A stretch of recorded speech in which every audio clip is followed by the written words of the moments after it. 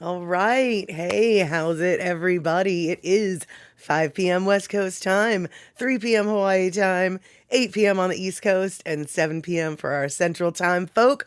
It looks like we've got a Central Time folk in the house. Rick letting us know that we have got, that we've got 1080p with the gear tonight. No video? Do you not see my face? Can you hear me? Do you see my face? What?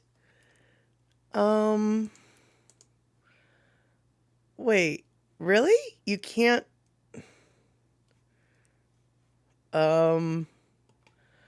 okay, that's weird, 'cause I see the video. I'm on Twitch right now. Rick, you're giving me heart attacks, Rick. Rick, oh my goodness, you're giving me heart attacks. All right, cool. Apparently Rick blinked and couldn't see me, or something went down. I'm not quite sure what went down tonight. But what I do know is I think that, Rick, you must be waiting on the internet at like 4:59, waiting, because I swear you end up on the feed first. You're always the first one, obviously, but you're also there like right after the feed starts. I swear to goodness, you're on the stream before I'm on the stream, it seems sometimes. Hey, Picola T, good to see you here. All right, so I have to admit, I had intentions and I had things and I had stuff. And then Andy Bumatai went on and had an impromptu stream this afternoon, and I made poor life choices. That's right. I decided to ignore everything that I had to do. And I decided to just sit around and hang out on Andy's stream. So the errands that I was supposed to get done, and then the shower that I was supposed to take, and then the show that I was supposed to create. Yeah, well, I took a shower. So, Rick busy sharpening the sword of no mercy in doing his pre-production duties. Me, what am I doing? I'm just sitting around watching other people do things and stuff, apparently, is what I'm doing. Yeah, all right. Now that we have confessions taken care of, why don't we get the real party started?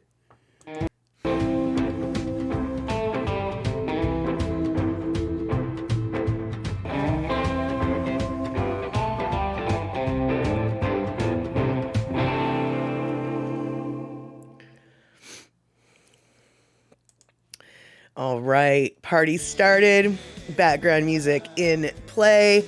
And yes, Rick, Andy did go live again today. Instead of having Augie as a guest host, he had James Monet come back as the guest host.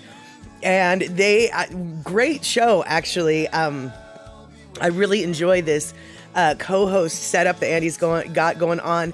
And I'm glad that he's got some people up his sleeve, because Augie is super busy, right? Augie can only hang out like once or twice a week. Well, Andy is, all about hanging out more than just once a week, as we all know.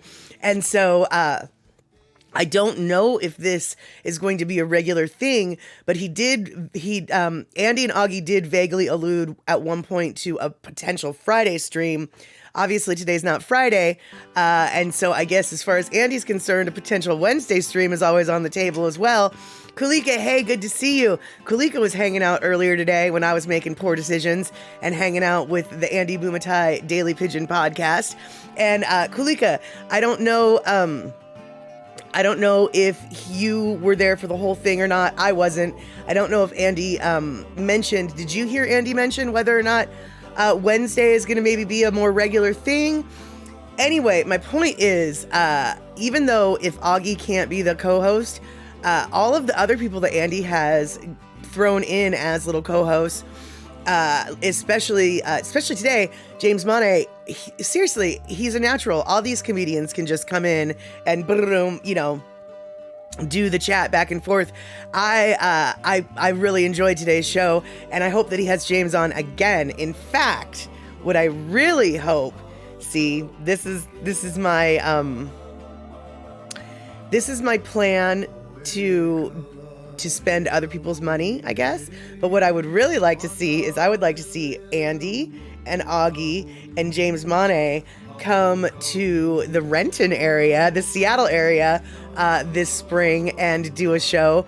Now, if I was able to wave my magic wand and make it the show of my dreams, I would also, of course, include Lono Music as the opening musician, but alas, that show's never going to happen, at least not in Renton. But I do think that that having Andy and Augie and James fly up to do a little West Coast tour, I would be super stoked for that. And obviously Frank DeLima can come along too, but I don't know how many hours in a show and how many headliners we can have. So 4 headliners, even better. But if we have to stick it to 3, Andy, Augie, and James are going to be my choice. And so come to Renton, you guys. Come to Renton. Not that any of them are listening to me right now, but that's my dreams. And speaking of just speaking, you guys, I got nothing today. So what are we going to talk about? What is there to talk about? I guess we talked about last stream. We talked about how the birdies and the kitties might go head to head, and it looked like the kitties might have won that last game, but alas, the Chiefs at the very last second. That's right. I watched it. The very last second, the Chiefs came in and took it. So it's going to be the birdies against the Chiefs not this Sunday, I guess, but the next Sunday. So as it turns out, you guys, everybody who made their little Super Bowl predictions, everybody was wrong. Because everybody said it was going to be the Chiefs and the 49ers. And I was like, no, it's going to be the birdies and the kitties. And we're all wrong. So there you go. Nobody knows what they're talking about. Not one bit. And so is there anything else that we don't know what we're talking about that we can talk about today? Because I'm sure there's lots of stuff that we don't know about, that we don't know what we're talking about, and we can all act silly and stupid, right? Right. All right. Well, while we're thinking about what the topic of today's chatter might be, I've got a little quick video that, let's see here. Oh, wait, Rick, you saw a KHON news story that Zippy's is going to shut down the indoor seating and only have carryout? You think it only one location? Yeah, I would hope that it's only one location, Rick, because I know that I only went to 2 different Zippies when I was on Oahu, and the one on Nimitz Highway definitely looked like it could convert. It didn't look like there was a lot of people sitting. It looked like more people were there for just the takeout.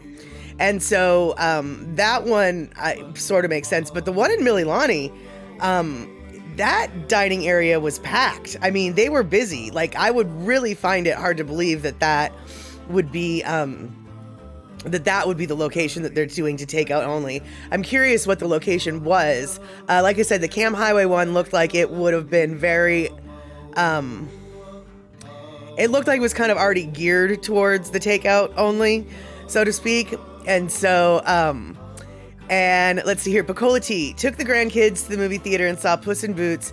So many references that only adults would get. Why do you suppose this happens? Well, Picola T, the reason why it happens, I can only assume, right, is because the grown-ups are the ones that have to sit through the movie with the kids. I mean, you got to throw the grown-ups a bone, right? Because the grown-ups are the ones who have the money to take the kids to the movie, right? But I am curious what some of the jokes would be, because already the name of the movie alludes to things that grown-ups would think about that maybe kids would not. But honestly, actually, you know what? I don't even remember what the Puss in Boots story is, other than it was about a kitty cat who wore some boots, I guess. And let's see here. Picola T, Zippy's Kahala is closed, and they even had a sushi bar?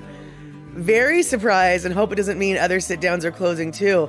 Oh, wow. So it sounds like this potential Zippy's sit-down, it sounds like even though maybe it's only happening in one location right now, it might actually be a test market, as it were, a test run for other closures. Hey, Elaine, good to see you here. Rick was saying that he heard a news story about Zippy's, one of the Zippies closing down their sit down to eat area, their dine-in section, and it's going to only be takeout only. And I don't know if you've heard about that. If you have, I'm curious about what you know about that.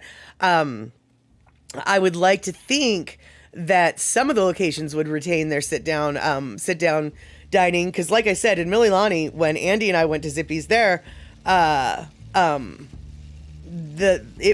wasn't packed, but we were there at an off time, but there was a lot of people there. It wasn't, not every table was full, but it was like, I don't know, 11:30 in the morning or something. And so, not exactly the prime time. And Picola T, your only guess is that sit-downs might close because of staffing shortages. Yeah, it does seem like staffing shortages are everywhere. That's for sure. And let's see here. SD Dodger, only Ren and Stimpy you ever watched. They joined the Girl Scouts. A Girl Scout never eats their own cookies. What? Yeah, exactly, SD Dodger. That sounds exactly like something that would be on a Ren and Stimpy cartoon. And it sounds like exactly something that would make the grown-ups do a double take, maybe choke on their tasty beverage. And the kids would just be like, what? I don't get it. Oh my goodness. And Picola T, Zippy's Pearl City also has a sushi bar. Okay, first off, you guys, I had no idea that any Zippy's anywhere even thought about having a sushi bar. I mean, I knew that they did the bakery and I knew that they did the food, the fast food-esque type stuff, but sushi, that is crazy. And the wait times are so long because they're short-staffed. All right, makes sense. And Darlene. Okay, Darlene's back. Had to connect with daughters about a 50th anniversary of Schoolhouse Rock songs they grew up with. Songs like It's Only a Bill or Conjunction Junction. You guys probably don't remember those. You're too young. Okay, so Picola T, just those two locations had the sushi bar. Got it. Darlene, I'm 50. Like, I totally remember. Well, okay, I'm not 50 yet. I'm 49. But I totally remember those Schoolhouse Rock songs. That is completely my era. Not only the Schoolhouse Rock songs, but, I don't know what they were, I don't know really what, okay.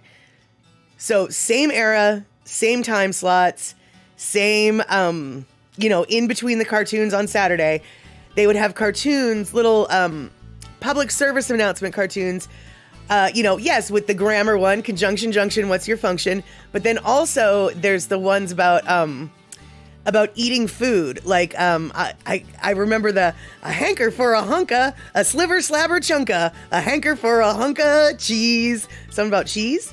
And then there's another one about making a peanut butter jelly sandwich. But the cheese one, and then there's another one about not drowning your food in mayo or ketchup and goop.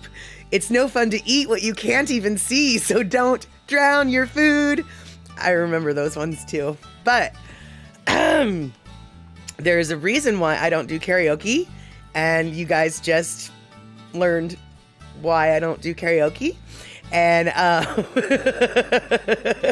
and SD Dodger, oh no way, you went to DC in 19 and you recreated the Bill scene. It's on your Facebook page. Awesome. Okay, cool. And let's see here. Okay, so it's on ABC. It's now on ABC Channel 12 here. Yep, about the nouns, etc.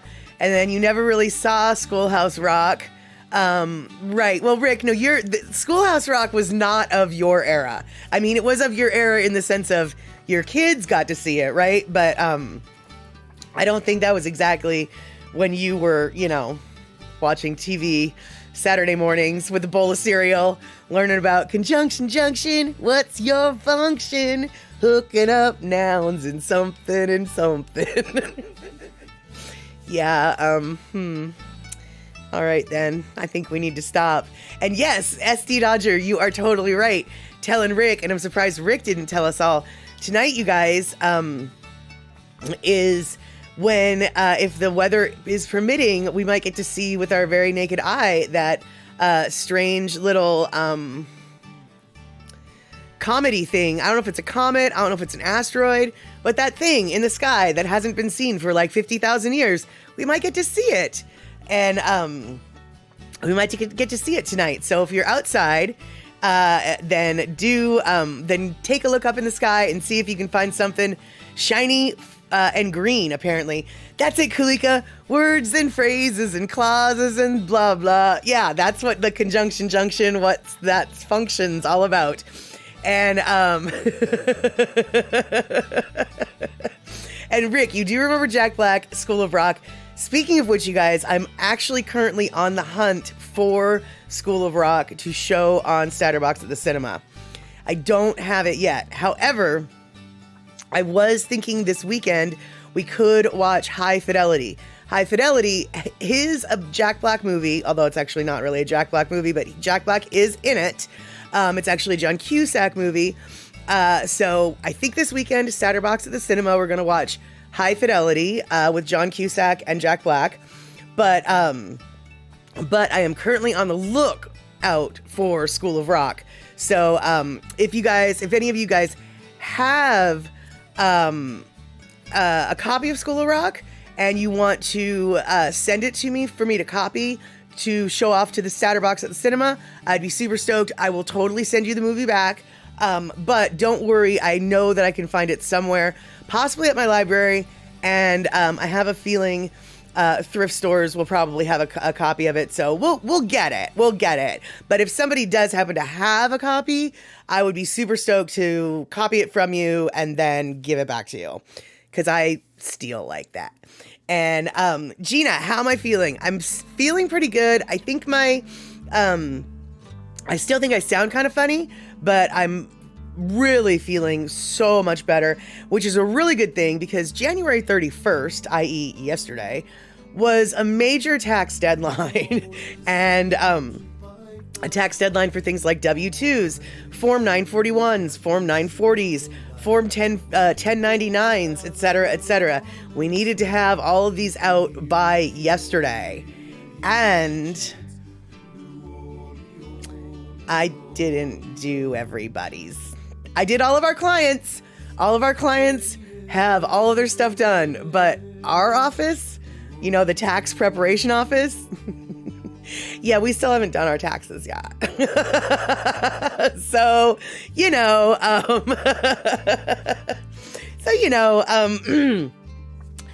isn't it how that always works? The construction guy has the house that needs all the repairs. The tax office has all the taxes that still need to be filed. Yeah, that's me. That's me. And Gina, my voice only sounds a little funny, but then again, I'm always just a little funny. Exactly. It wouldn't be right unless, I was just a little bit off. And so let's see here. Rick, you looked this morning around 2:30 a.m., lasted about a minute though. Oh, that's right. Too cold. Didn't see the comet. The sky was too hazy. Right. Yeah. See, it's always weather permitting with this stuff. And in the Pacific Northwest, 9 times out of 10, it's just like, oh yeah, we're not seeing it here. That ain't happening. Too many clouds, too many hazes, etc., etc. And cloudy in Mililani, been raining a lot. Waiting to clean your carpet, but the moisture is awful where you live. No clear skies here. Oh yeah, if you're gonna clean your carpet, you need to have dry days because carpets, even in the best of circumstances, take a couple days to dry. But if the air is just full of water, your carpet is going to stay full of water for days. Oh no, that must be so frustrating. But yeah, it sounds like all of the islands have just been getting pounded with rain. Apparently, a couple days ago on the Windward side of Molokai, an area got 25 inches of rain in like a day, I guess, or something. I don't know what the time frame was, but 25 inches of rain is a lot of flippin' flirpin' rain. And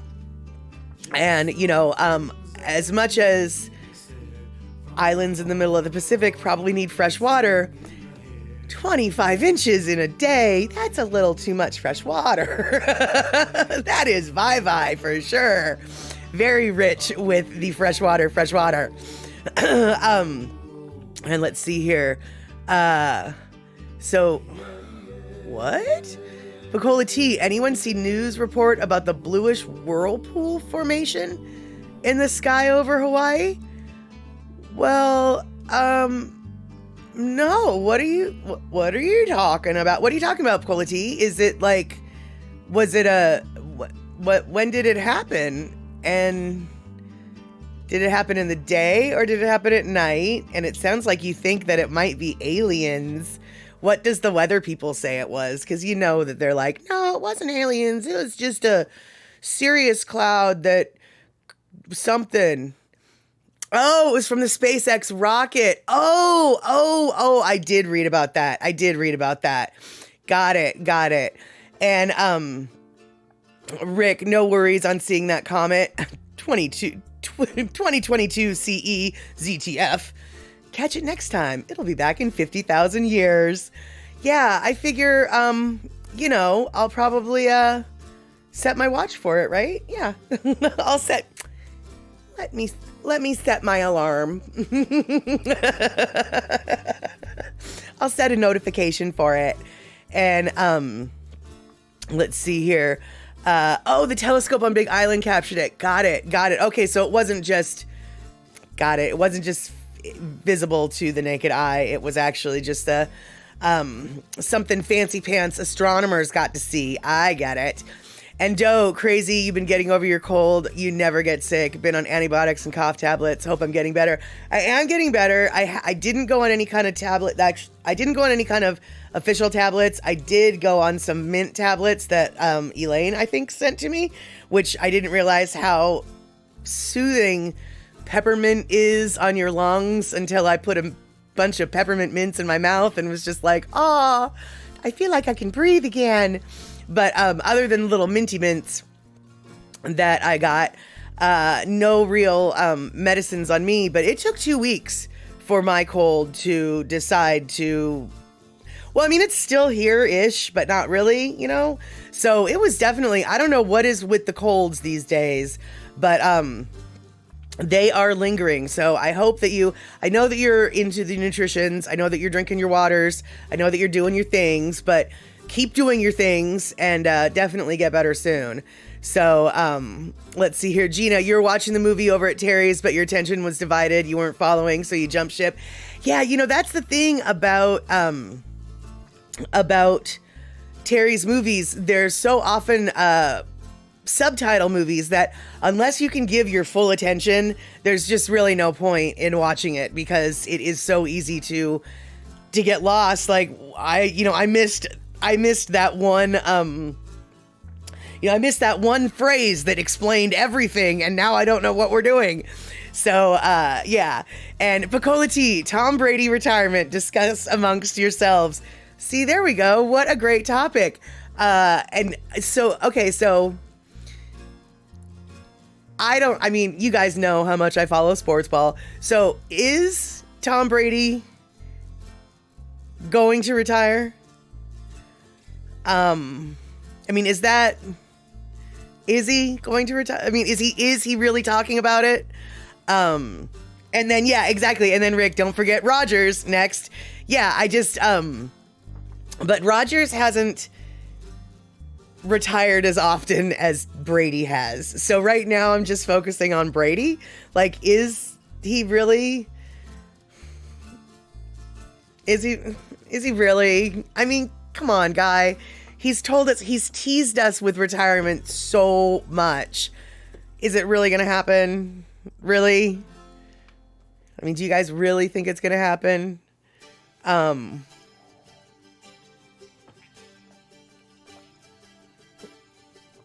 Okay, so Rick, you heard Brady took a sportscaster spot on Fox already. Okay, well then okay. Then that will, that lets me think, okay, yeah, that's a real retirement, potentially. That's a real, I believe him and his retirement talk a little bit more now. a little bit. But Rogers, okay, so has he gotten a job at Fox yet? Or whatever sports place that needs a new announcer? Has he gotten a job there yet? Yeah, there you go. That's it. So Bukola T, he also even got a little verklempt in his announcement. So, all right. I mean, I hope he doesn't mind when all of us sit here going, yeah, we'll believe it when we see it, Tom. We'll believe it when we see it. I mean, right? And as usual, now that I'm talking to all y'all, the kitty cat has decided it's time for her to be paid attention to. So if you just saw a cattail, you know whose it was. You know who it was. And exactly, Gina, yep, the coffee ladies from SNL. And yes, indeedy, Gina, that was Ash's tail, because her brother, honestly, if I didn't know better, I'd swear her brother was dead, because her brother hasn't moved off of the chair underneath the heat pump vent in probably like 24 hours at this point. And the only reason why I know he's not dead is because he keeps switching position. But no, he's fine. That's the only reason why I know he's not dead is because, his head keeps, his legs keep stretching or whatever. But yeah, he hasn't moved, I think, for almost 24 hours. He has found the warm spot in the house and claimed it as his own, as it were. And so, Rick, local sports, says he won't announce anything before the Super Bowl. Okay, all right. I guess that makes sense. And let's see here. And Bukola T, he's past the age of a Michael Jordan, play some baseball, and come back for a short time. Yeah, I don't think, I guess does Tom Brady have baseball aspirations? And the reason why I asked that isn't so much because of Michael Jordan. I mean, sort of. But, Bo Jackson also was a football player and a baseball player at the same time-ish. And so I just can't help but wonder, does Tom Brady have baseball aspirations? And let's see here.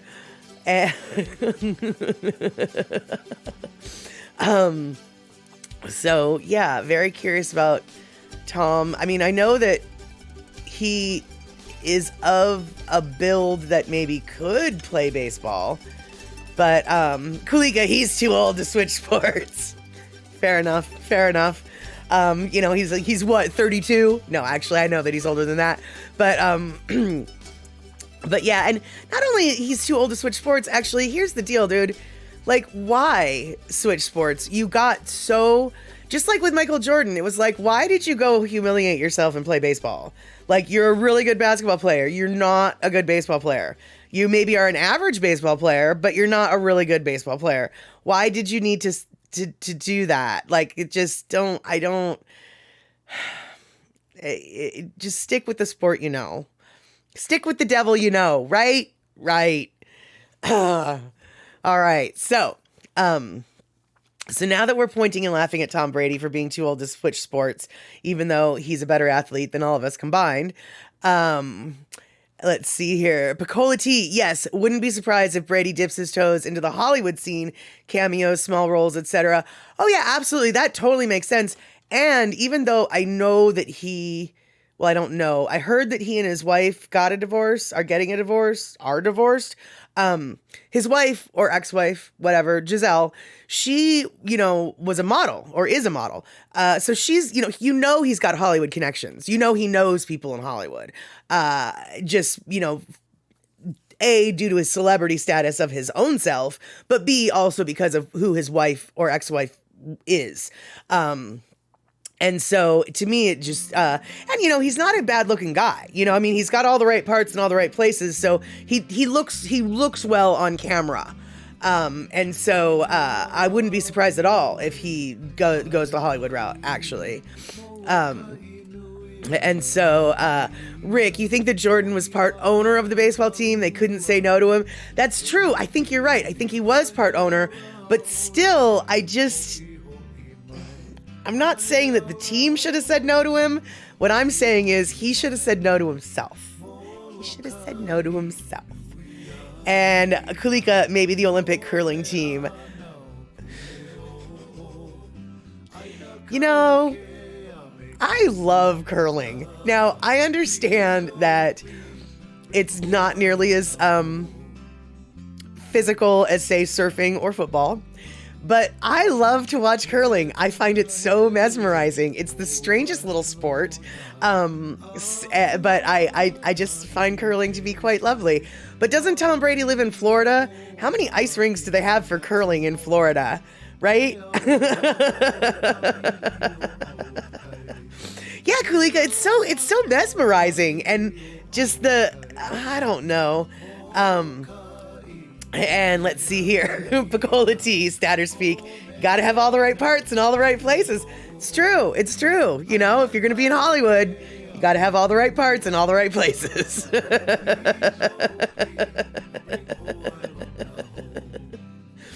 And Rick, in Hollywood can always use popular football or sports players for extras unless they're naturals on film too. Yeah, and you know, though, I definitely feel like I don't know what I'm talking about. So, yeah. But I feel like Tom Brady has actually been in a couple movies as a cameo, as a, walk-in one-liner or whatever, but I feel like he has been in movies already. I feel like I've seen him somewhere other than on the football field. So SD Dodger, Mookie Betts in the U.S. Open of bowling right now. He was from New England too. I don't know who Mookie Betts is. I know who Mookie Blaylock is, but that's not the same person, I don't think. And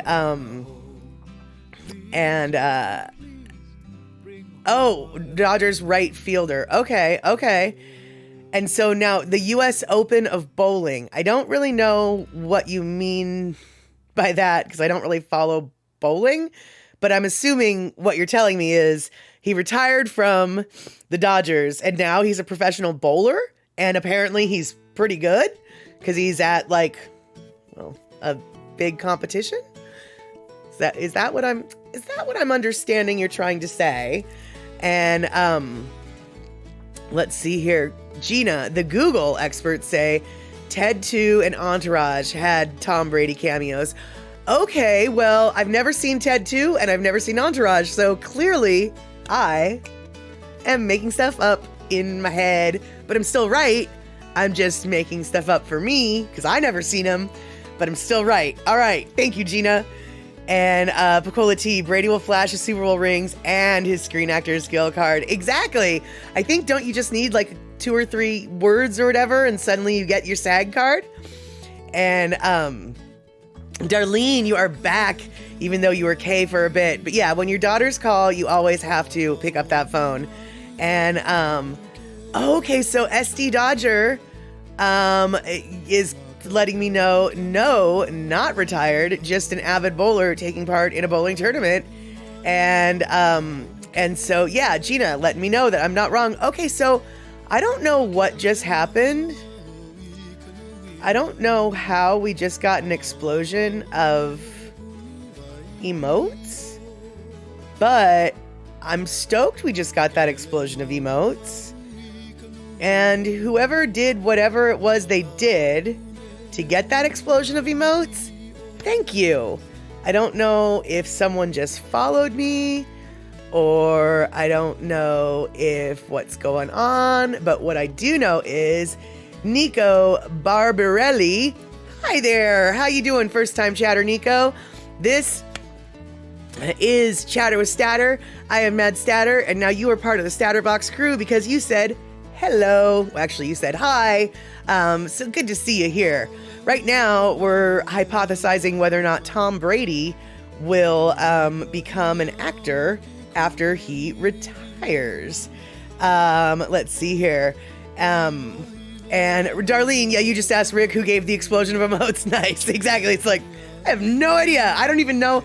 I thought that the explosion of the emotes only happened when someone like subscribed maybe or something. But I didn't see a notification of subscription. So I don't know. And Kulika, you need one speaking part to get a SAG guard. So all you really actually need to have is just the one word, like hi or something. All right. Yes, Kulika. Awesome. We got that. We got those. Those are the little floaty emotes, which are awesome. But that explosion that happened just a little bit ago, I don't know what just happened. Here, wait. Let me see if I can do... Well, that's not it. How about this? Ah, that's what it was. Okay. So it was Nico, I think, just followed. And that was what caused the emotes.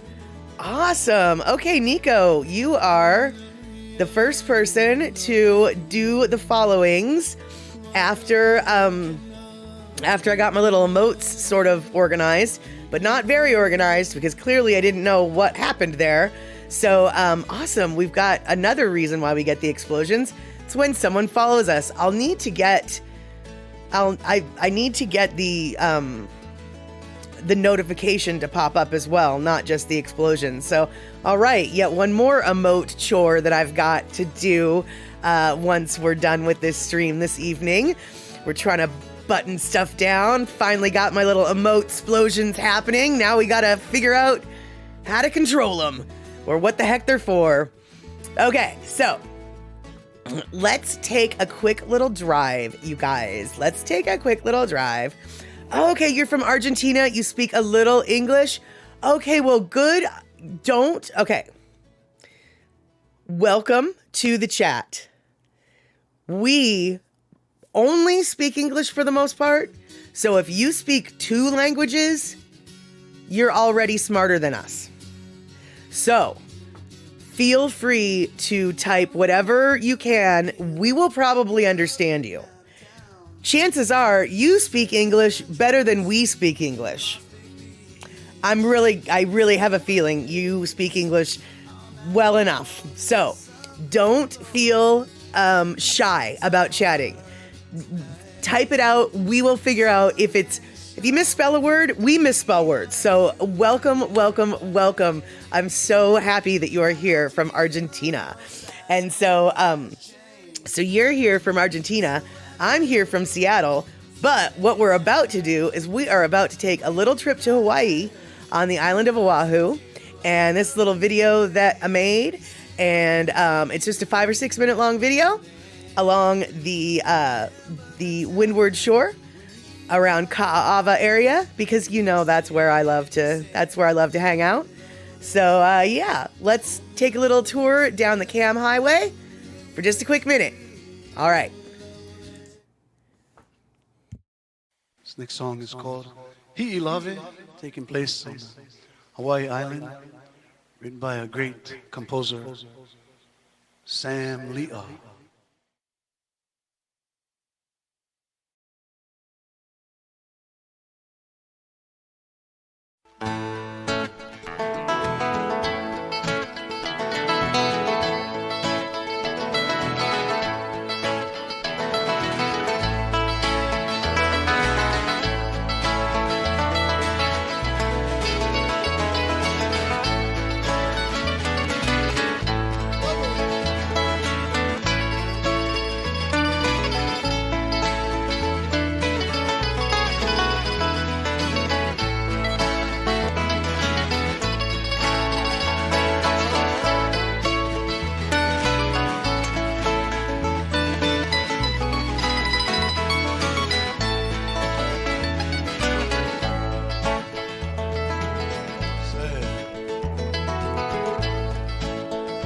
Makakai kana ilave Papalohi mai a maukele Makakai kana ilave Papalohi mai a maukele Pakele mai a wikanui manu Ala me puni vai pio Pakete mai a wikanui manu Ala me puni vai pio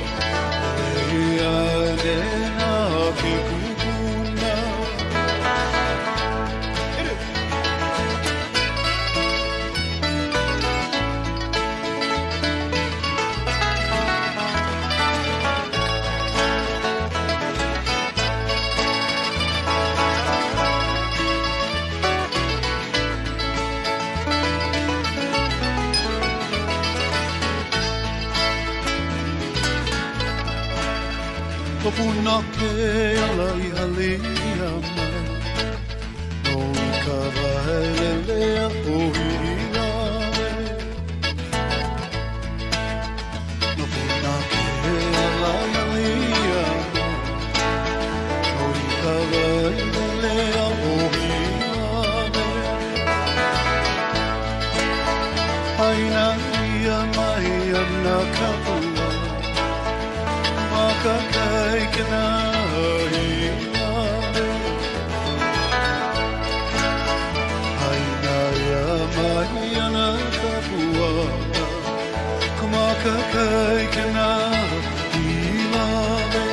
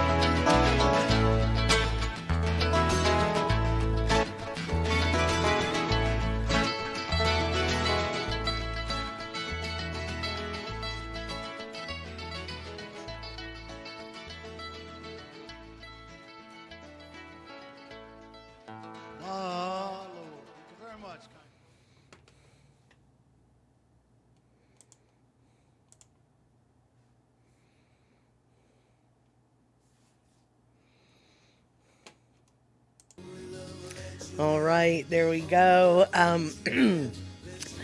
Yes, exactly. Such pretty views and add Lono's music. What's not to like? Exactly. And like I said, that was my favorite version of Hi'ilave that Lono has recorded. There's a gentleman named Eric. I'm not going to tell you Eric's last name. Unfortunately, I cannot remember. But Eric is the one on the mandolin accompanying Lono on that particular version. And like I said, that mandolin to me just adds that extra oomph that makes the song even more better-er. And it's a great song to begin with, but it's even more better-er with the mandolin. And let's see here. Pacola T, your NOAA friend, described a couple researchers whose job is to count and monitor the gray whales migrating up and down the coast. Dream job or not? You know, Pacola T, it sounds on one hand like a dream job, but on the other hand, it doesn't. And the reason why I say it doesn't is because life on those boats, life on those boats is, well, it's cramped. It's tiny. You're there. It's not like a cruise ship, Cola T. It's not like those boats that you're on a lot of times, that one time, or at least that one time, and so, you better, I guess what I mean is you better like your coworkers, because you ain't going home and you ain't got nobody to bitch about, or you can't complain to your coworkers about your coworkers once you get off duty, right? So I don't really know. I mean, in theory, it sounds like a dream job, but does it sound like a dream job?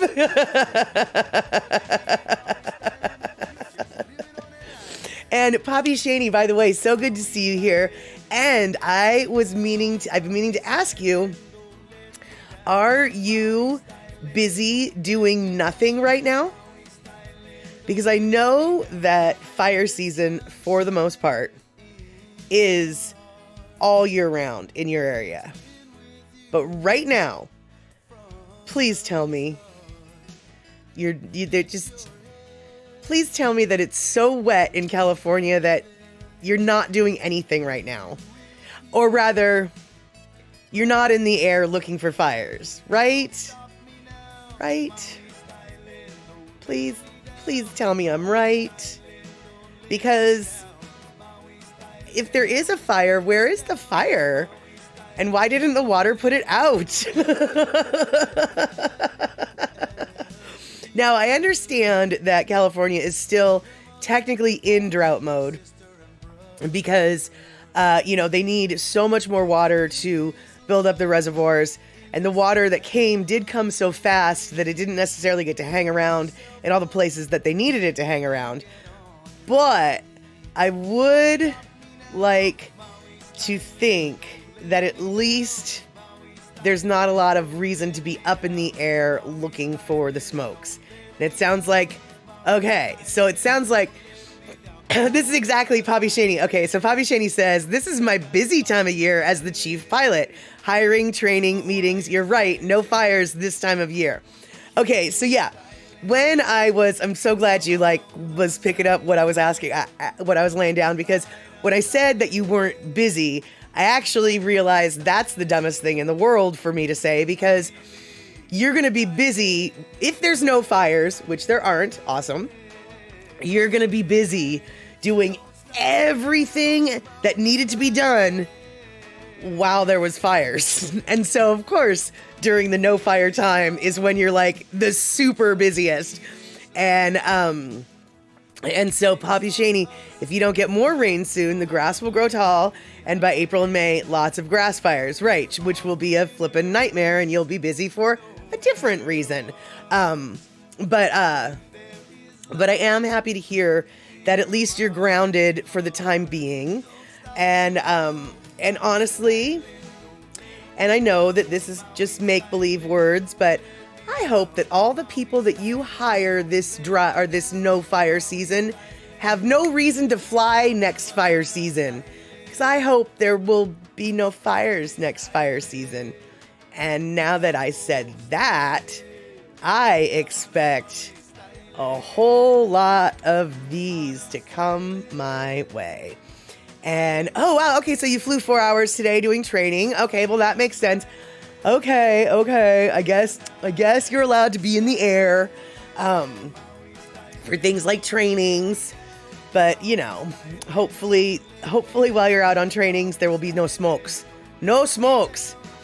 And let's see here. So, let's see if I missed anything. Looks like nope. Still just Poppy Shaney talking about the things. And there we go. We got the ha-has. We got the half-fast. We got the little bees. Love it, Kulika. Thank you so much for throwing down those emotes. And, all right. So,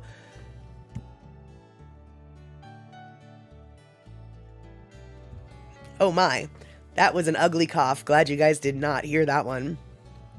All right, so what were we talking about before we went to Hawaii? I don't really remember. So I guess we're going to have to talk about something else. And so let's see here. Poppy Shaney, we actually had more starts last year than the year before. We were able to meet our goal of containing 95% of your fires to 10 acres or less. What? Are you kidding me? 95% of your fires you guys contained to 10 acres or less. That is impressive. I was about to say that is impossible, but clearly it's not. That is so impressive, Poppy Shaney, because speaking as someone from a state who does not have a whole lot of wildfires, but who had an incredible wildfire season this last year, Washington definitely caught on fire this year. I don't think any of the fires were under 10 acres. I mean, like, 10 acres, that's barely a fire, for God's sake, in comparison to what burned up here this summer. Wow, you guys need to come up and train the Washington fire people. You really should train the Washington fire people. And Poppy Shaney, I guess that makes sense. You go to a lot of fires in a day, but you just don't hear about them unless they get big. Okay, that makes sense. That makes sense. And yeah, Rick, that is such a great question. Did the old fire towers go obsolete, or do people still use them?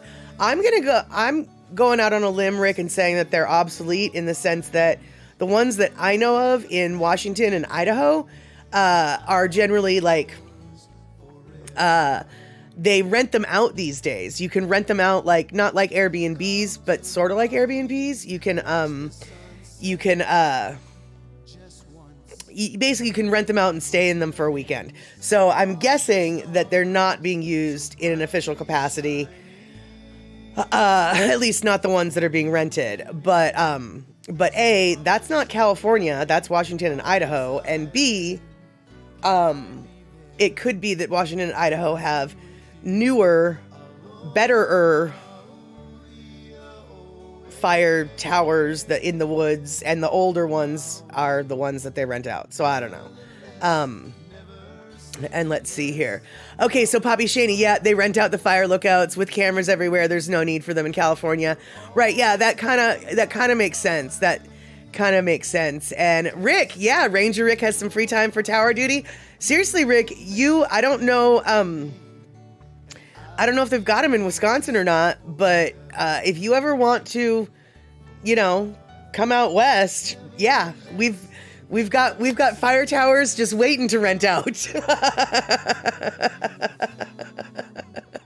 Come on over to the West Coast, my friend. We can send you up a mountain, and there'll be Rick Foot sightings for the first time in 50 years.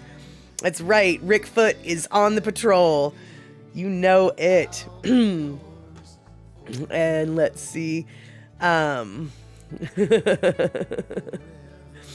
And they fly over your forest now too. Yes, I figured as much. Let's see here.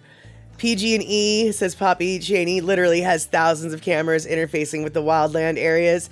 That makes sense. That makes sense. And they better, after a couple years ago when Paradise burnt down, and I mean that literally, not figuratively, PG&E better invest in some serious things, shall we say.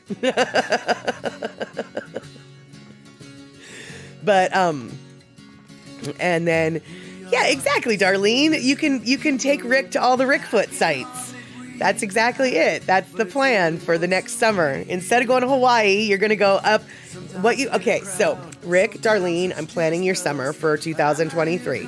2023, you're going to make a tour of all of the West Coast Ranger lookout towers, and then we're going to film them, and then we're gonna start rumors of a Rickfoot, a new species of Bigfoot called the Rickfoot, and they're gonna be spotted all up and down the West Coast, and suddenly it will be a whole new cryptid that will exist on the West Coast, the Rickfoot.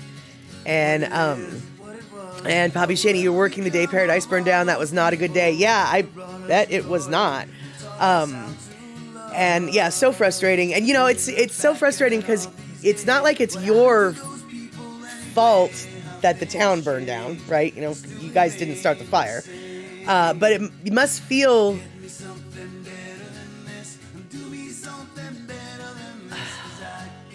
I'm not saying it must feel like it's your fault that it burned down, but there must be I can only imagine that there's a feeling of, oh, if we only could have done this better, if we only, there's this regret, I guess, is what I'm trying to say. Even though it had nothing to do with your firefighting abilities, it just sort of, that I'm guessing that was a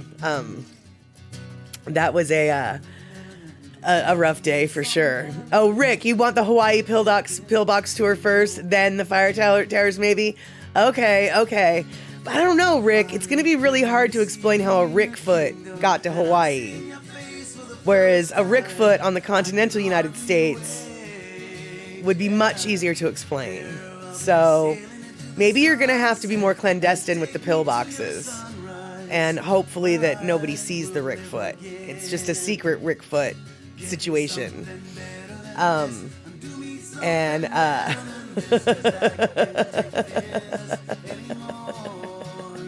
Joe Hendrickson, I'm trying to grasp what you're all talking about. I live on an island and Wisconsin. I don't know what you mean. Wait, what? You live on an... No, you don't live in Wisconsin. I thought you lived in Hawaii. I'm so confused. And let's see here. Picola T, your girlfriend and her family rented an old lighthouse on the Oregon coast. Technology has made some of them obsolete, I suppose. Oh, I guess that makes sense. I hadn't really thought about how the lighthouses might be for sale too. I don't know though, unless the lighthouse has an elevator, I don't want to have to walk all the way up and then back all the way down and then back all the way up to, bring my groceries up, because I'm lazy like that. I'm lazy. And let's see here. You surfed on one big longboard. Wait, hold on. What are you talking about, Kulika? Where were you? And okay. Oh, okay, Joe Hendricks. You live now in Hawaii, but you experience Wisconsin weather. Oh, do you live up on the mountains in Hawaii? Yeah, so you get cold and stuff? Is that what you mean? And option, you stand up paddleboard on a nice big board. But have you decided to start surfing yet? Option. And I mean surfing, not just stand up paddleboarding. And by the way, when I say not just stand up paddleboarding, I mean that as in addition to paddleboarding, which is an impressive thing to do, have you also started to try surfing? Because let me tell you, so when I was in Hawaii this last June, I did meet up with Option, and Option was very awesome, super good host, and he wanted to take me out on the stand-up paddleboard. And I was too afraid because I didn't think I would be able to stand up on it. And so anybody who stand-up paddleboards, I'm impressed. I'm not dissing stand-up paddleboarding. I know that some surfers look at stand-up paddleboarders just they're just SUPers, stand-up paddleboard, But I do not look I do not have the attitude. And okay, so you grew up surfing in San Diego. That's right. And yeah, Shakalak did the SUP. I know, but even she fell down, and she is in a lot better physical strength and conditioning than I am. So that is when I saw that she fell down, I was just see, I knew that I would fall down too. And so why fall off of a stand-up paddleboard into the water when I can just lay in the water and float? Because when you've got a lot of fat on you, like I do, and you're in salt water, you float. It's the easiest thing in the world to just sit there and float. And so, there you go. But Kulika, I'm still confused. You surfed on one big longboard. So when you say that you surfed on a big longboard, do you mean a big wooden longboard like back in the day that they used to use? Or do you just refer to your longboard as a big log? Because, well, it's just like a big log. So I'm very curious about that. And let's see here. Doe, you did wakeboarding. Oh my God, it's hard, but you got it. Yeah. Excuse me. Yeah. Wakeboarding, skimboarding, all these things, boogie boarding. You think that it's not that easy or that it's not that hard. And then you actually go and try to do it. And you're just like, wow, I'm useless at these things. And you know,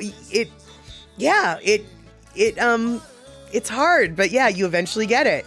And let's see your option. The stand is not required on the board. I would be welcome to float on the board too. Well, no need to float on the board. I can float my own self, right? And Darlene, your daughter did stand-up paddleboarding with 2 of the grandkids in Haleiwa by the Rainbow Bridge in Sa'ahonu. The kids got all excited. Oh, I bet. As well they should have. I mean, seriously. Gina, all right, be right back. Seeing a live animal in the water when you're so near is just a magical thing. At least it is for me. And what's even better is the animal that you're seeing, like the honu, it's better if they're not something to be afraid of, like, you know, a honu. Whereas, like, if they were on the paddleboard and they saw, like, a shark, they might not, I mean, they would have gotten excited, but in a very different way, right? So, you know, I'm super stoked that the kids actually got to see a real life animal in its real life habitat. Yeah, exactly, Rick. You know, it's just like, yeah, forget about that. And so let's see here. Pacola T, about 1/3 of the folks you see paddling are doing sit up instead of stand up. Okay. All right. Well, I might be able to do that. I don't know though. I just prefer to float in the water. Let's see here. Kulika, I'm lucky if I can stand up in a small boat. Exactly. Rick Squatch would ride one big logboard to the islands. I sink, so no surf. Oh, that's what you're saying is Rick Foot could take the big log to the islands. There we go. That makes sense. You sink, so no surf. Okay, so you must be full of muscle and bone, whereas I'm full of fluffy fats. Because when I used to be full of muscle and bone, I would sink to the bottom too. But now that I'm full of fluffy fats, I float to the top. And let's see here. Option, you have no shame. If your knee is killing you, you take a seat. Well, yeah, exactly. No need to kill yourself on the SUP. No need for that at all. But I have to tell you guys, just having the option to having the option to go surfing, be it standing up or sitting down, means that Option and Pacola T and all sorts of folks on the island, that's right, they are living a wonderful life. And that's my segue to our Lono listening moment. Let's check out this version of Wonderful Life, not by Lono, but by Molokai IWI Band. All right, let's do it.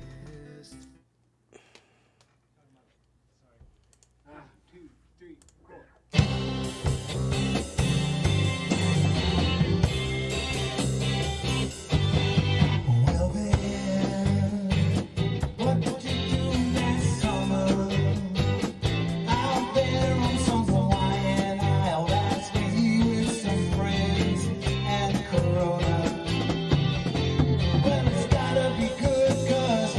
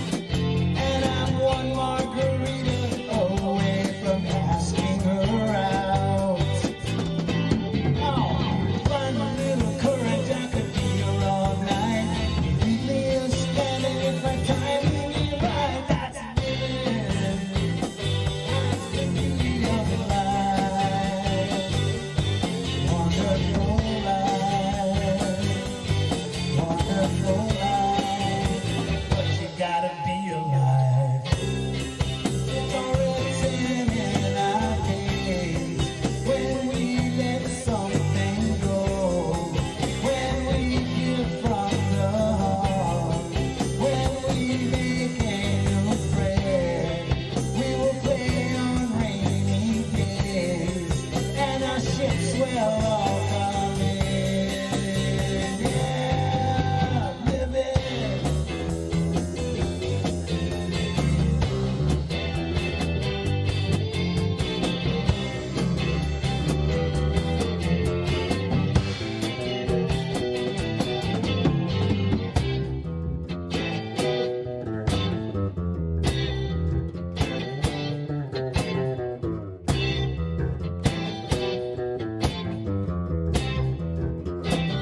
Gotta be alive.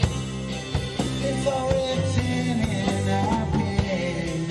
When we let something go, when we give from the heart, when we make a new friend, we will play on rainy days, and our ships will all come in. Yeah, living. That's the beauty of life. Wonderful life. Wonderful life. Yeah, living. That's the beauty of life. Wonderful life. Wonderful life. Yeah, living. That's the beauty of life. Wonderful life. Wonderful life. But you gotta be alive.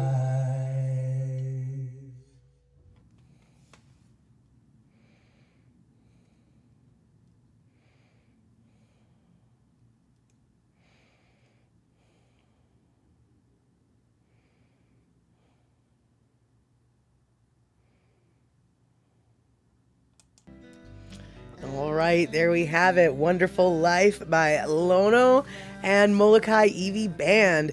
One of the reasons why I decided to play that version of Wonderful Life instead of the version off of Lono's Kaupe'epe'e YouTube page. This one is off of the Molokai IWI Band music page. By the way, you should follow and subscribe because lots of stuff is going to be coming out on the Molokai IWI page soon.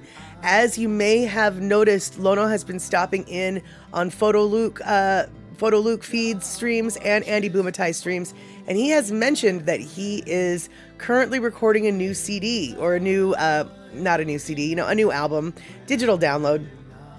And that album is featuring Molokai IWI Band. It's not just Lono. It's going to be a little bit different than the old style sound that we've all become accustomed to. As you can see with IWI Band, A, there's live percussion, B, there is electric guitar, not just the acoustic situation. So Molokai IWI Band is going to be, from my understanding, is going to be reimagining some Lono music songs, such as Wonderful Life, but also some other stuff off of Old Style, the Old Style collection. And they're going to be reworking them to be a little bit more guitar oriented, a little bit heavier, a little bit more, I guess, for lack of a better word, a little bit more like rock and roll. So I'm very curious to see the next evolution of Lono's music, and I don't have any idea when this CD will be out. As Lono mentioned during Andy Bumatai's stream today, he's currently mixing and, re-recording various and assorted parts of the album. I do know that that it will eventually be for release, but like I said, when, I have no idea. That being said, as soon as a release date happens, you know that I won't be able to stop talking about it. So you will be some of the first people to know once an actual date has been determined. But definitely in 2023, well, okay, I can't say definitely, but it looks like in 2023 we will be getting a new Lono album out, and that makes me very, very happy. So there we go. And alrighty, so what was I going to say about? I feel like there was something I was going to say about the surfing, but I don't remember what, so I'm not going to tell you. What I do know, though, is that Vic, the bass player for Molokai IWI Band, he is the one who created that video. And I have to say I'm a little bit jealous because Vic apparently doesn't know how to video edit very much. He's a very beginner video editor, and he's better than me. He's better than me. I could learn a lot from Vic. And so I'm looking at like what he's doing and how he's doing it. And it's like, I know how he did that, but I don't know how he did that. And so as a beginner who is looking at another beginner's work, I realize that I'm a more beginner than he's a beginner. Maybe he's intermediate now, and I'm still preschool beginner. Yeah. Darlene, exactly. I figured a couple people on this stream might want to know when Molokai IWI Band is coming out with that new album. So for sure, I will definitely let you guys know. And Gina, all right, you are back. You just missed our Lono listening break, but that's okay. There'll be another one, I'm sure, one day.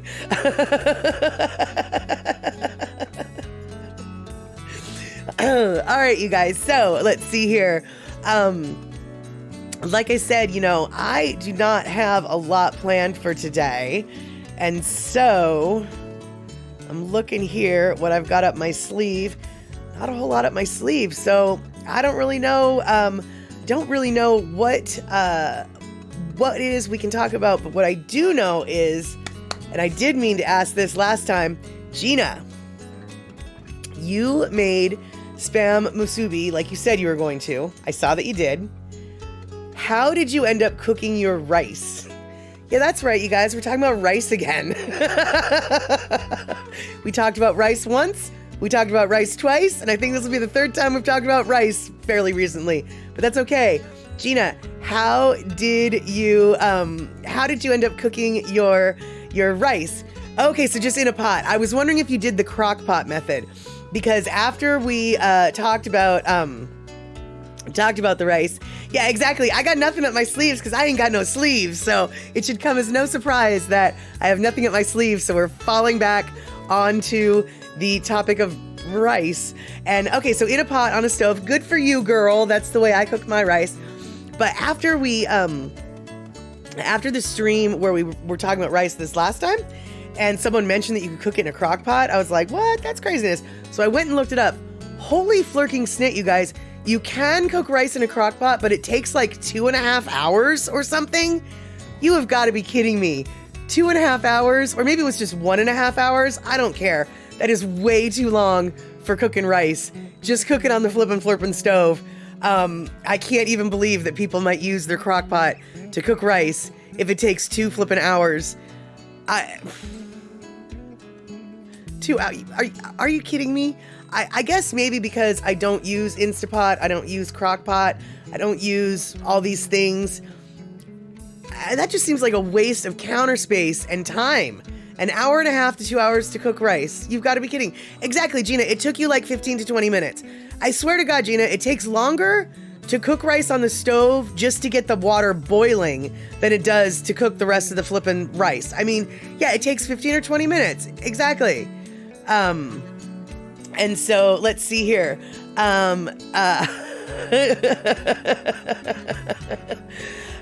least you can't microwave that rice. That's, well, true. Or boil it like the British people do. Which, by the way, after I told you guys, that the British people boil and then drain their rice, I really did. I was like, I've only heard that through Uncle Roger dissing on people. So I actually went down a little internet rabbit hole, and I was not making that up. You guys, it's really common, apparently, in England and in Ireland and in Scotland to just boil your rice in a bunch of water, and then you drain it out once it's done. Like pasta. Oh my God. And Kulika, you were just going to ask about where the rice debate ended up. we didn't really finish that debate, but what I do know is that wild rice is something that I have never had cooked properly because I've only ever had wild rice mixed in with regular rice. And it seems like wild rice needs longer to cook than regular rice. So when you have a mix, the textures aren't right. Because I've seen pictures of wild rice like fully cooked and it kind of like busts open. And oh man, I want to try wild rice by itself cooked properly because it looks delicious. So now I am going to get super jealous. Pakola Tea found a place in Honolulu that ships in rice from Japan. They mill it for you on site and hand it over in the bag, still warm. And get this, it's a little cheaper than the fancy rice at the grocery store. Wow, dude, you are so stoked. And here's the deal. Hey, Kayla, good to see you. And let's see here. Kayla, you're going to be in Hawaii on vacation. Awesome. You should check out this place, the Pakola Tea, that Pakola Tea found. It's a place called the Rice Factory. And you can get your super onolicious rice there for cheaper than at the store. And Pakola Tea, what I was going to say is you keep going to that store and you keep supporting that place because it sort of reminds me of this coffee roaster that used to be in my town. They would roast small batches, I think like 3 pounds at a time. They would roast the beans, and they had an amazing selection of they curated their beans from all over the globe. You could literally get a freshly roasted bag of beans that was fresh out of the roaster, warm. And I love that place so much. And it was just as cheap. I don't know if it was cheaper, but it was on par. The cost was on par with the whole bean coffee that you can get in the grocery store, the bulk whole bean. But this is literally fresh roasted. It's a hot bag of warm coffee beans.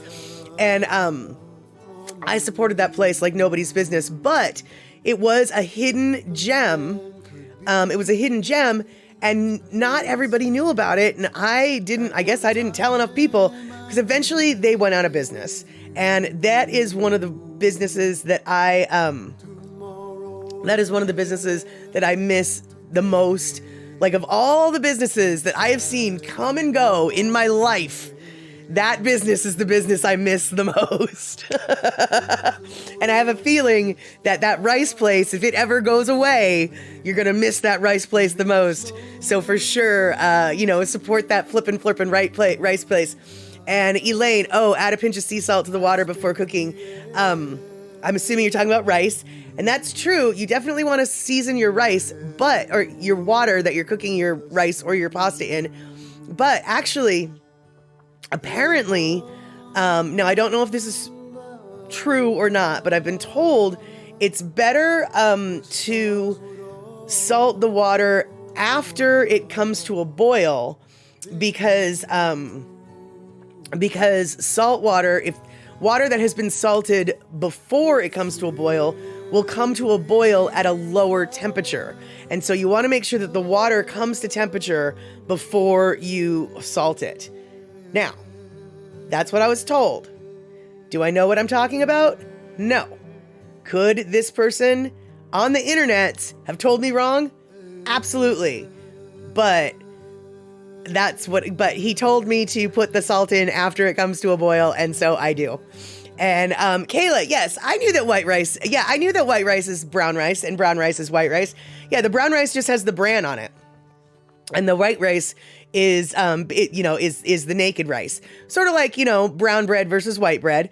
And I'm not really a fan of brown rice because I just am not a fan of the flavor of the bran. Even though and it takes so long to cook. Brown rice takes so much longer to cook. And kulika, it needs a lot of moisture and it will expand and create a wonderful texture. I think you're talking about wild rice. And yes, and most people undercook it. Mushroom stock works great to cook it in. Kulika.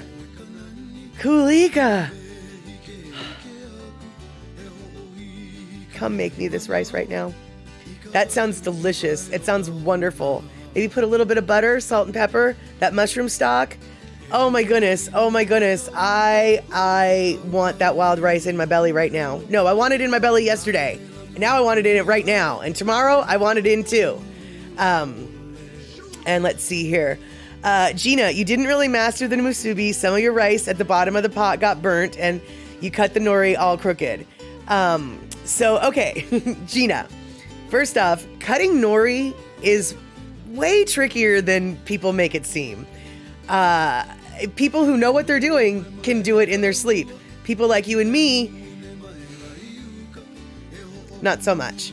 But I have found that pizza cutters and scissors are, for me, the best ways to cut the nori. Cutting nori with a knife is just stupid. Or rather, I'm stupid and I can't do it, so whatever. Yeah. And as far as the rice burning on the bottom, two things. First off, it sounds like you need to turn your burner like really even lower than you did when you were cooking it. But also, some people actually like that crusty bit. Some people like that crusty bit on the bottom. And it's I know that you messed up and didn't mean to do that, but actually, like, getting that crusty bit on the bottom takes a talent. Like, it's kind of hard to do without ruining the rest of your rice. So even though you messed up, you actually messed up in a very complicated way. Because some people, like I said, some people actually like that that crispy stuff on the bottom of the rice. I actually like that crispy stuff on the bottom of the rice. So, and ultimately, like Darlene just said, it looked good to me. And, did it taste well? Then there you go. Did it taste good enough? And that's all that matters. And Kayla, sometimes I put so much water in the rice to make it mushy. Most people put too much water in their rice and it ends up being mushy. I'm a little bit of a rice snob when it comes to things like that. And most people think that it's 1 cup rice, 2 cups water is how you make rice. And as far as white rice is concerned, that is woefully wrong.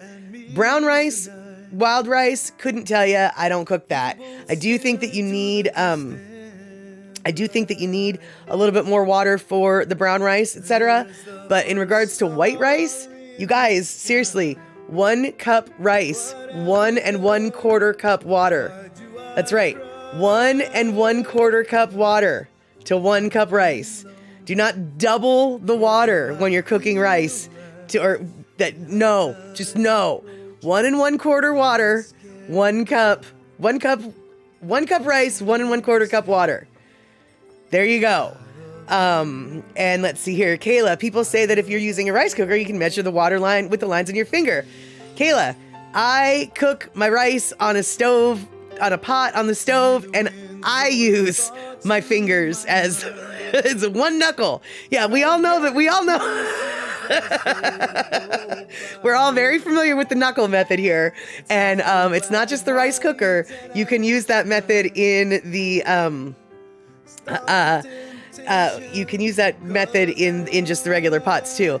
Exactly. Kulika, firm rice or no rice? Yeah. Well, that's not really true, I guess. Like if I'm trying to make congee, or if I'm trying to make like a rice pudding, or if I'm trying to, I want to, there's some times when you do want the rice to be mushy. But when it comes to just regular fluffy white rice, I would rather have firmish, fluffy, or than mushy any day. Mushy rice, I'll just leave it. I'm not gonna, not even gonna touch it with a 10-foot pole. And let's see here. Elaine, okay, yes, brown rice takes double water. White rice uses less and cooks faster. Right? Yeah, exactly. That's why I wanted to make it very clear. I'm talking about white rice here because brown rice is its own thing. And Gina, you used sticky rice. Good for you.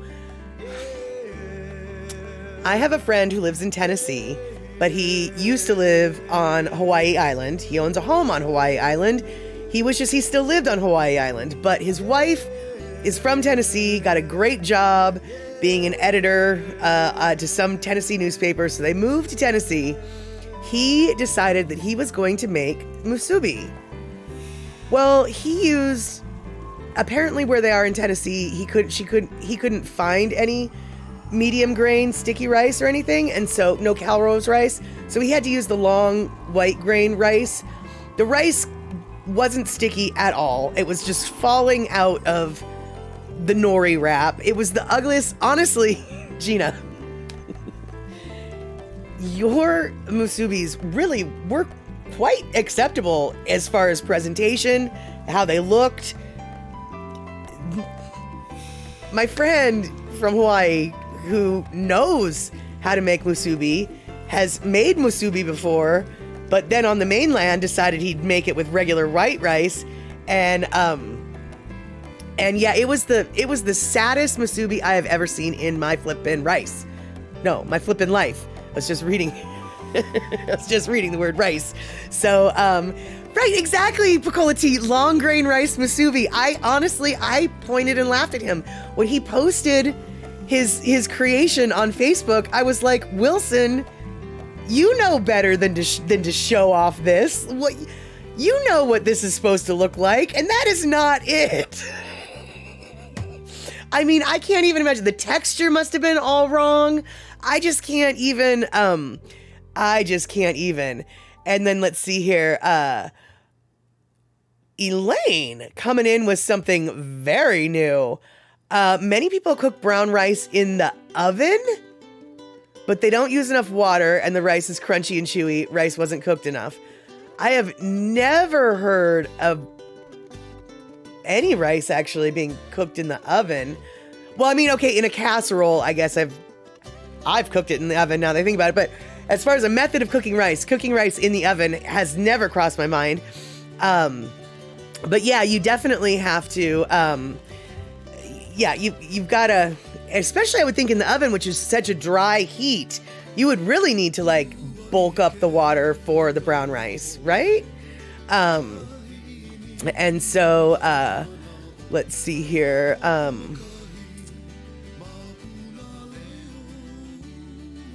Pakola tea, exactly.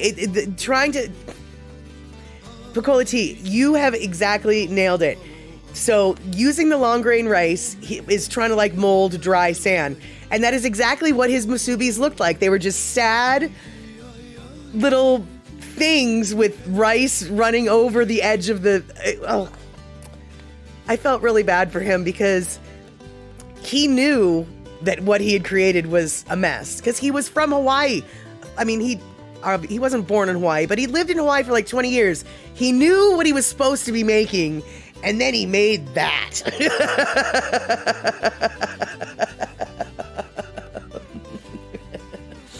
Let's see here. Kalika, you toast your basmati in some butter and then cook it up on the stove top. So yummy. Yeah, actually, doing a little toasty toast on the rice absolutely can make a difference. And yeah, Gina, you didn't think of using a pizza cutter to cut nori? Yeah, for me, it's just easier because you can do a couple sheets at a time. You can lay them all, on top of each other like a stack, and then just go, one stroke, and most of them get done. So that's my little tip for you. Whether or not you decide it is a good tip for you, we'll see. But that's that. Give it a whirl one day. And let's see here. Elaine, the really macrobiotic method is baking rice in oven. Can be delicious, soft, and ono. Interesting. I'll have to try that out one day. And Kalika, you're right. It does change when you toast your rice a little bit before you boil it up. It does change the texture. Let's see here. Elaine, long grain rice needs less water than regular or short grain and usually isn't sticky, so needs salty water moisture. Interesting, because when I make my long grain American Mexican style rice, or when I make my Calrose medium grain, stickier style rice. I use the same ratio of water for both. I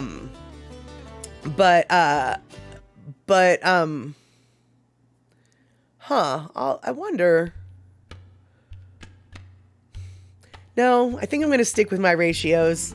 I've spent a year figuring out my stovetop method. I think I will, I think I'll maybe just stick with my 1 1/4. And let's see here. SD Dodger talking to Kayla. Arroz caldo, not enough water, but my adobo always has enough juice left over for a week after the chicken is gone. Nice. And adobo is better with rice. I think that we all can agree on that. Adobo is better with rice. Abso-flippin'-lutely. All right, so wrapping it up again with the rice talk. We're 3 minutes past the bottom of the hour. So, we've learned a couple things here today about the knuckle method, the stove method, the crunchy bottom method, and let's see here. Elaine, long grain is good in hot summer. Short, medium grain is good in cold weather, more hardy. I'm not sure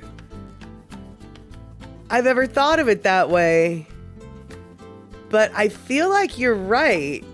I feel like the short, medium grain is more stick to your bone, stick to your ribs kind, if that makes any sense.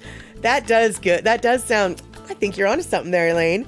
And let's see here, Gina, the 1 to 1.25 on the stove is the ratio you found too. Excellent. All right. So that is the magic ratio, 1 to 1.25. There we have it. Rabbit. And option. Oh, come on, y'all. Everything is better with rice. Yeah, that's true. And to further that point, have you guys ever had Rice Krispies on ice cream? Yeah, you heard me. That's right. I'm pairing rice with ice cream. Rice Krispies, especially the Cocoa Krispies. Have you guys ever had Cocoa Krispies? Or even better, Cocoa Pebbles? Have you guys ever had Cocoa Pebbles on ice cream? All right, that's your assignment for this Wednesday, this Ice Cream Wednesday. Cocoa Pebbles. Or if you're a Fruity Pebbles type, that works too, Fruity Pebbles. Or if you're just a plain Jane type, then just write out Rice Krispies, whatever. But yeah, Rice Krispies on ice cream. Give it a whirl. Give it a whirl. Yep, exactly. Uh-oh, now I gotta go buy Cocoa Pebbles. Yeah, and Elaine, yes, Rice Krispies adds the crunch. You guys, serious as a heart attack. And oh, Kayla, you tried this place in Vegas called Serial Killers. Oh, I don't know what they serve there other than cereal, but I could tell you right now, I could probably live there because cereal is awesome. I love cereal. So, all right, you guys, we're babbling on about rice, about ice cream, and now about cereal. That's how we're going to close it out tonight. Rice Krispies, Cocoa Pebbles, whatever version you want, on top of your ice cream, whatever version you want. That is your assignment for the week. And we will see each other hopefully on Saturday for High Fidelity with Jack Black and John Cusack. We'll then see each other on Sunday again, hopefully, for Chatter with Statter.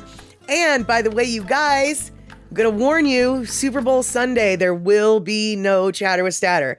Everybody's going to be doing Super Bowl things. I've got 2 different soirees that I've been invited to. I probably won't go to either of them, but on the off chance I do go to one of them, I'm going to cancel the show. So have yourself a rice day, as Picolati said, and we will see each other soon. Oh, horchata, ST Dodger. We could talk about that for a while, but we're not going to. We're going to stop. No more rice talk, except for more rice talk. All right, then.